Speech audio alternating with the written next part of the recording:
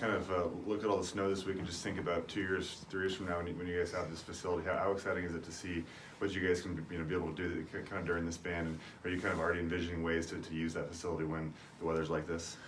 Yeah, I think when you think about player development and the things that we're able to do with the addition of a facility that will allow us to do a little bit more classroom stuff, bring us together as a team where we can see each other every single day. You can't get better than that. And for both of the players, does that just add that much more excitement to the season when you guys really have something before the season to kind of look forward to, and shows that they're finally kind of putting in the resources to make this a great program? Yeah, definitely. I think it's going to make it that much easier too. Everybody's really excited about the new facilities and everything, and we're ready to go. Yeah, definitely. A lot of people put a lot of work into it, especially Marty's been working for this facility, and we're obviously grateful for the opportunity. I mean, I'm not going to get to play in it, but our young guys are really excited for this opportunity. Coach, I know you're really excited about the new faces you have in here. This team struggled a little bit more than you probably would have liked last year in non-conference play. What leads you to think this might be different here in 2019 as you open up against St. Mary's? Well, to start with, I really like how this team has come together. When you line up from starting at catcher, and you go start at catcher and you look through the middle of our infield all the way out to center, we return a very good defensive team. Sitting right next to me, I have a shortstop that had 1 error in Pac-12 play last year. That's a pretty good start. And then the addition of Garrett Goldsmith in the middle of the field has added a personality that we needed. He's a real baseball player. He is great to be around. He knows what he's doing. His communication skills are at a high level. And then you look out in center field, and I really believe that Danny Sinatra is one of the top 2 to 3 center fielders in the whole league. And so at least when you come back and you bring that back, you feel very good about that being your start. We haven't been outside for a couple weeks. And so one of the things you think about is, what's it going to be like when we're outside and getting a fly ball and a ground ball. But that's the things that we've talked about, is that they're not ground ball poor. They fielded plenty of ground balls, and they're ready for it. It's just, we're tired of being inside, and we're ready to go play somebody else. You've got AJ on the mound Friday afternoon. Have you thought at all about who's going to start those other 3 games against the Gales? Yes. Kai Bush, freshman, is going to start the 2nd game, and then Dylan Steen, junior college transfer from Spokane and CSI, is going to start the 3rd game, and then Hayden Rosenkrantz will start the 4th game. Andres, you're going to see 2 good arms in Walchuk and Millam. Just what do you remember about them from last year, and what stands out? Yeah, I mean, they're great pitchers. I remember facing them last year, but we're just really developing a plan to face them and just stay within ourselves. We know we have the hitting, and we have a really good team to go out there and get some wins. Coach, you've worked with a lot of good teams around the country, Oregon State, Oklahoma State. How will this new facility help you guys compare to what maybe they have over there? Well, the commitment to this program by adding those facilities, it's a commitment for our, Kirk Schultz and our athletic director and our fans and our alumni and our donors to see the vision of what this can be here at Washington State. We're just really excited about it. As you guys know, there's a real history here to Washington State in regards to baseball.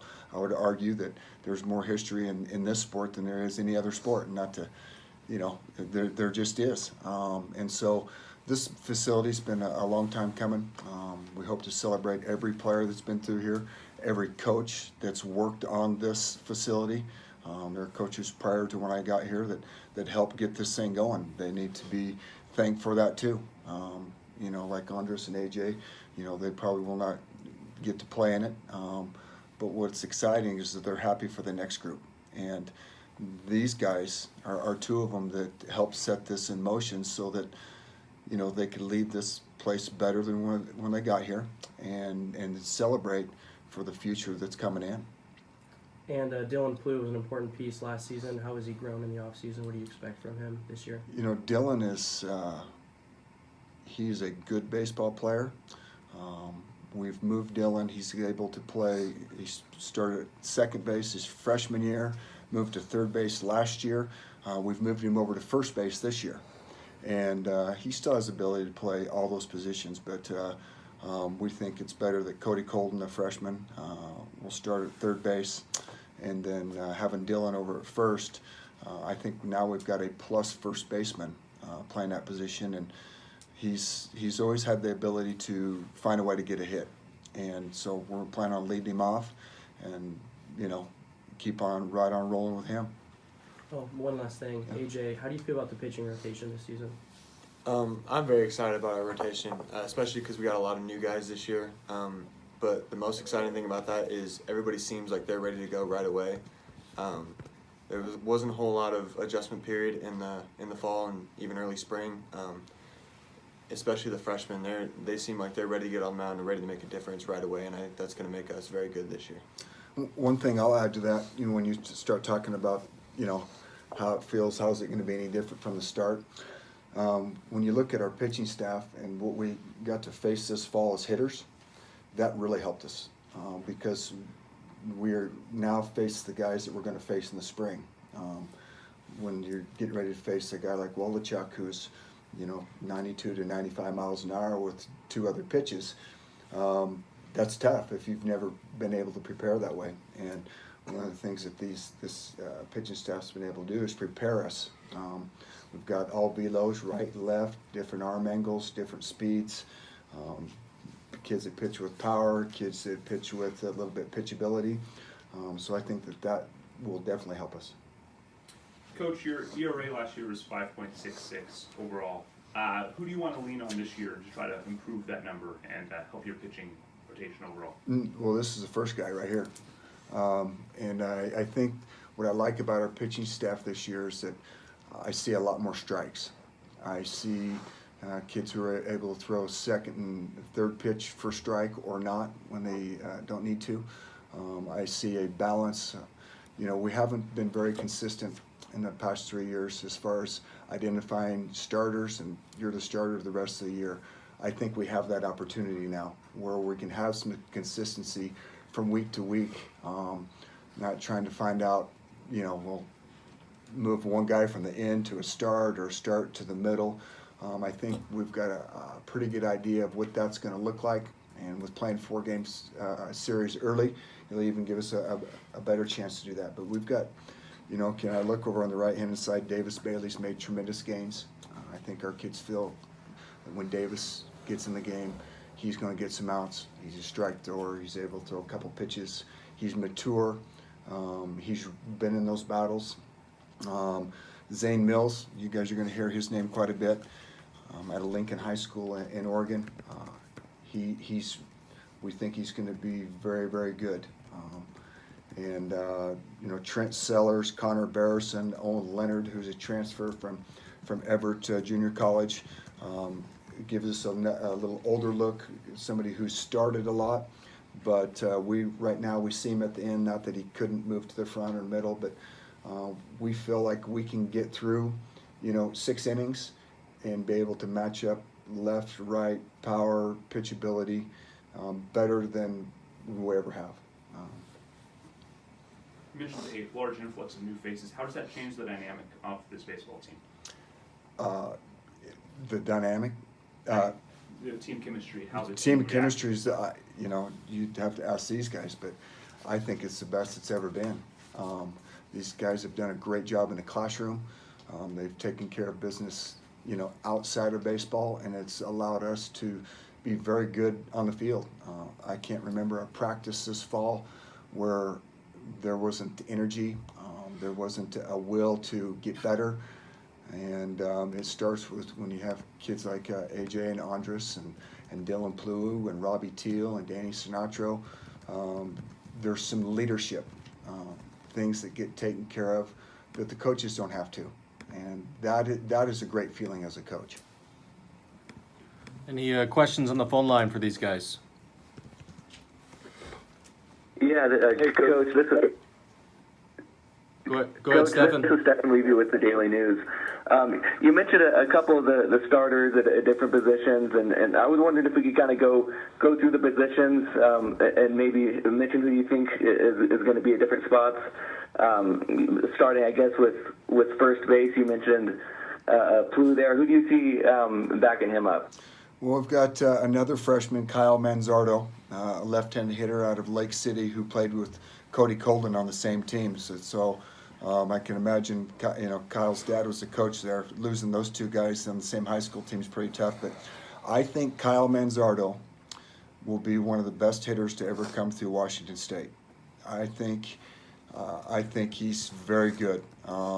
He's made improvements at first base. I feel like I could start him at first base at any time, but for what we have right now, Dylan will play there, and I'll end up moving Dylan third a little bit, maybe Cody to, shortstop here and there.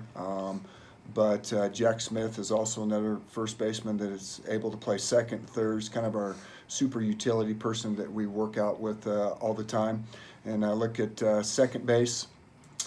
Garrett Goldsmith is our best second baseman today. Grant Delapi is moving around. He's able to play third, short, second. We're actually working him out in the outfield as well. And then Andres he's my everyday guy right now at shortstop, and I feel like Cody's going to be right behind him if we need to move it in any way. And then Cody Colden, a freshman, will start at third. We've got Jack that can play there. We've got Grant that can play there. So that's kind of what the infield looks like. As we move out to the outfield, Colin Montez will get to start out in left. Got some ABs last year. Colin has made tremendous strides. He's was hurt quite a bit last year, and so it never allowed him to really get the most out of his freshman year that we'd hoped. But he's done a great job getting better, getting stronger. And then Daniel starting center, and then Brody Barnum, who was a two-way player for us last year, will start in right. And right now we're just planning on him hitting and playing right field. Kobe Blunt's out right now. He's been hurt for a few weeks, but we expect him back in the next couple weeks. But Kobe is another freshman that I'm really high on. He's a very good outfielder. He is, when I look, he also has the ability to catch.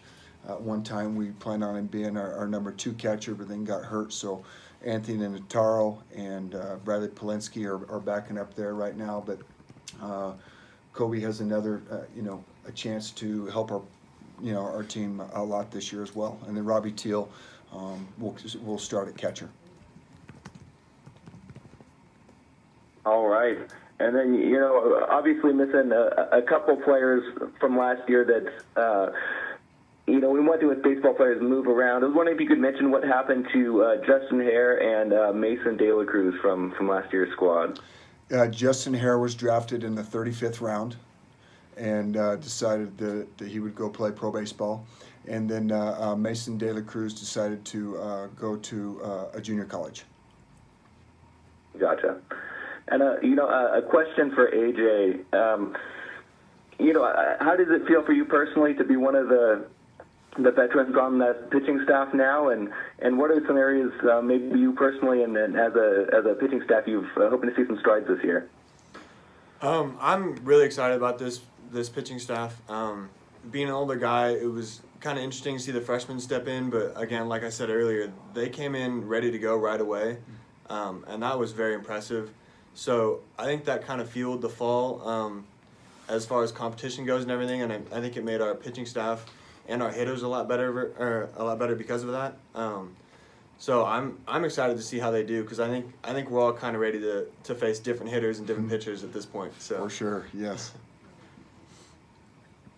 And then for either of the players today, obviously tons of snow recently. Have you guys as a team done anything in the snow, just messing around or anything like that, or you guys kind of just waiting for it to go away? No snowball fights, no snowman competitions. We've talked a lot mentally. That's one of the things that we have been able to do the last couple weeks is develop plans and really attack the mental game as much as we can. I'm just. No, we've been. No, there's no way. We've just been inside, in the hitting cages. Today we have a late practice, on the bubble. So hopefully we can get some throwing in, some ground balls, and get a lot from that. All right, thanks, guys. Anything else on the phone line for these guys? Coach, it's Chaz. How you doing? Chaz, how are you? I'm good. Hey, you've been around the league a long time, and it's way before league play. Has it ever been better? I've been reading a lot about how the Pac-12 is the best league in the country this year, better than the SEC, reigning national champs, all that stuff. The league is always very competitive. I see a lot of older teams that have got some pitching back. They've just got a lot of people back, and as far as if it's good every year. I can remember years in the middle 2000s that I'd say it every year, has the league been any better than it is this year? And that's what's great about this league, is that year in and year out, you're going to face great competition, and you have a chance every year and for us, it's going to be the surprise year. I mean, I'm really excited about this group. There's not a lot of people who think that we have a chance of being good, but we know what's in this locker room. We know the grind we went through for the last few months. The energy is as high as it ever has been, and so we're just excited to get down and start playing. Thanks, Coach. Go ahead, Theo.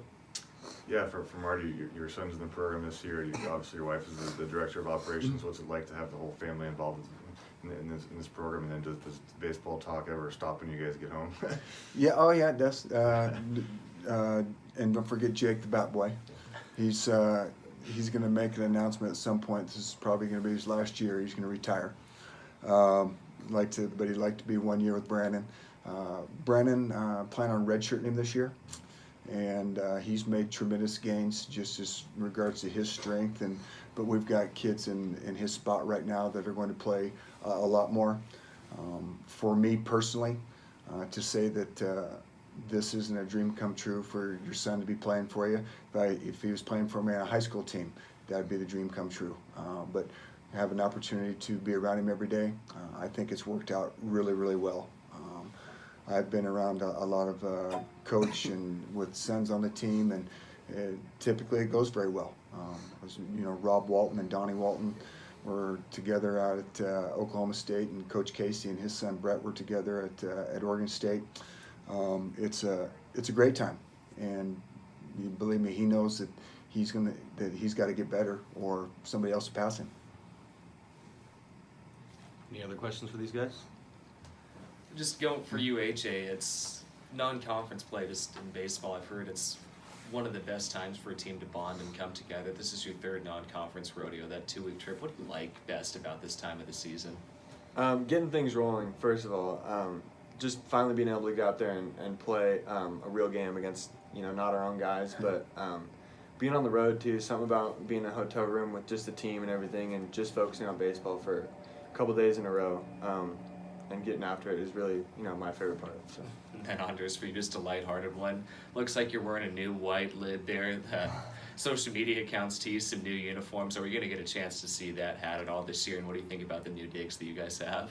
Hopefully, it's all up to Marty. I really like Usually this one hat, hat guy. But yeah, we have 2 sets of uniforms. Yeah, a and couple, they're- yeah. And they're really nice. I'm excited.